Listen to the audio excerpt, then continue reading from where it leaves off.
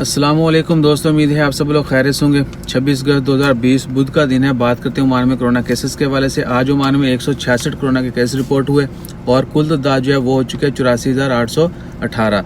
इसके अलावा 4 लोग जो हैं वफात पा चुके हैं, इन्ना लिल्लाहि व इन्ना इलैहि राजिऊन, और कुल वफात पाने वालों की तादाद जो है वो 646 हो चुकी है।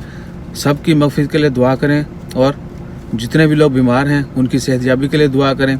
रिकवरीज़ की बात करें तो ओमान में 79,409 लोग जो हैं अब तक सेहतयाब हो चुके हैं, यानी 84,818 टोटल केस हैं और 79,409 लोग जो हैं वो सेहतयाब हो चुके हैं।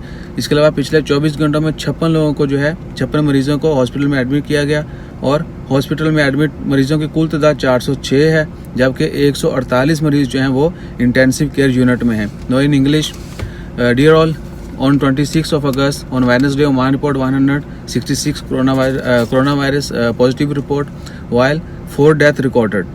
And total cases in Oman of COVID-19 are 84,818, and total death due to COVID-19 in Oman are 646, while 56 people admitted to hospital in last 24 hours, and total admitted patient in hospital are 406.